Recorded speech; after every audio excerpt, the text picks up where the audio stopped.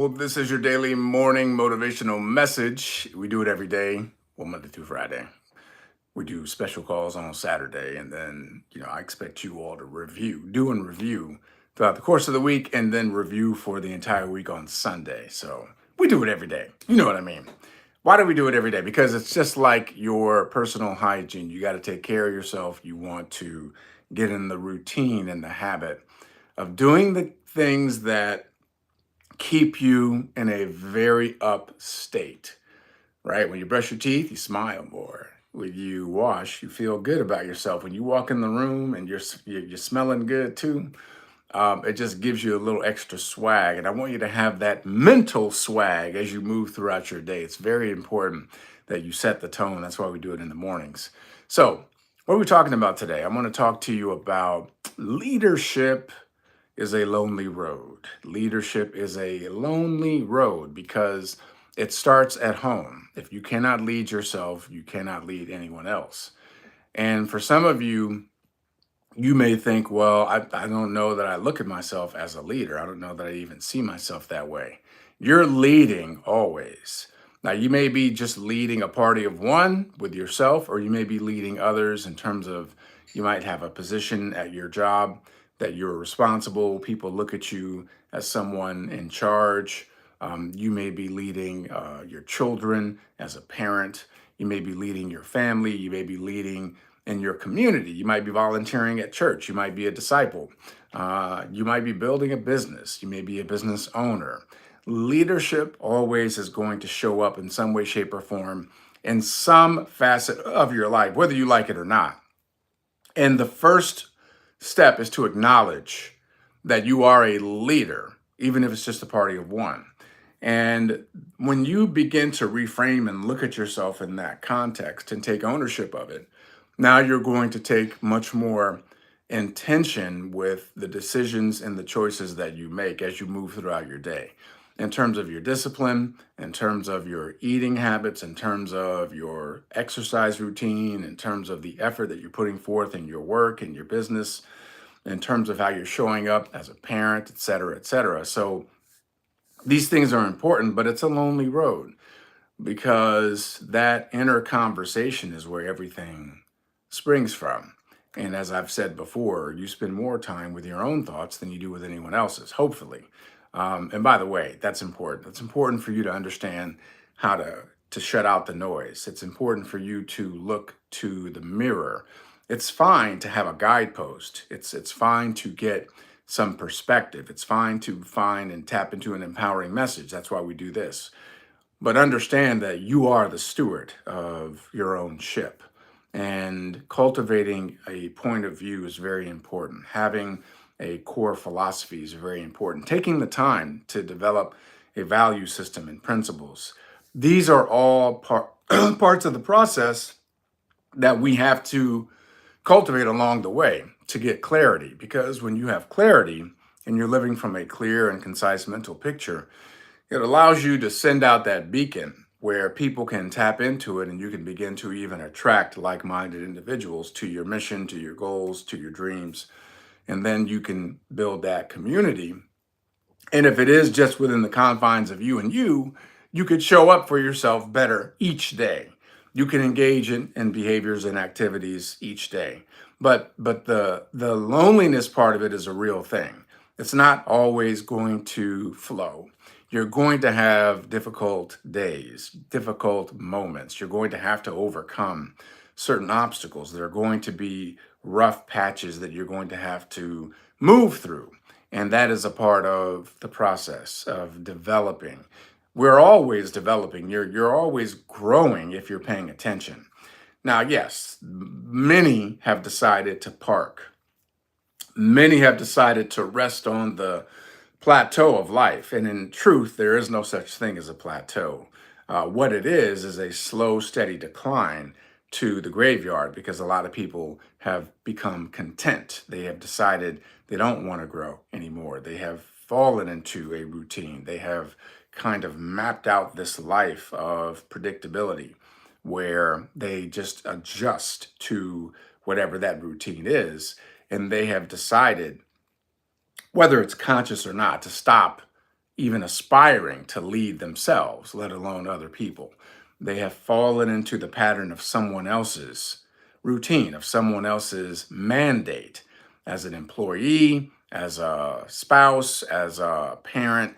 I see it all the time where someone will say to me, they say, listen, I don't really have bandwidth. I'm running around with the kids and I got all this stuff going on. My family's this, and and then I got to work, and so they kind of fall into a rhythm of chaos, and there's no intentionality, there's no growth, there's no clear, concise mental picture. They're just in reactive mode, and when you live your life in reactive mode, you're just an amalgamation of spur of the moment decisions because you're always reacting.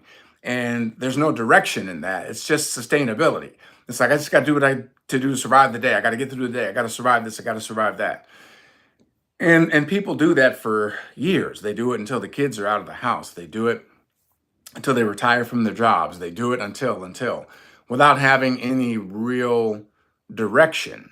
They're just reacting. They're not leading. They're following someone else's plan. They're following the mandate of their jobs. They just serve the position in their job. They just serve the position as a parent, and they don't really have an identity outside of that because they don't take the time to. They don't really understand the importance of leadership and how it starts first and foremost with you. So that's a part. That's a real thing that you all know what I'm talking about. You've seen it. Maybe you're doing it yourself. And what I'm saying to you is, make room for the development of your own track. Make room for your specific goals and dreams. Make room for those things that you aspire to so that you can be great. You can be great and still be a parent. You can be great and still be an employee. You can be great and still have other duties and obligations and responsibilities. But if you don't make room for your gifts are not going to make room for you. If you don't make your gifts and cultivating those gifts and sharing them with others and make that a priority, they will not make that a priority for you. Like they won't be able to breathe. They won't be able to be expressed. And now you're not only robbing yourself of that other better version of yourself, you're robbing the people whose lives you could impact, you stand to dramatically impact with those gifts. So it's a lonely road because nobody else knows the way that you know what your gifts are. Nobody else entertains the possibilities for your life the way that you do. No one dares to dream, and no one can dream the size and scope of impact the way that you can.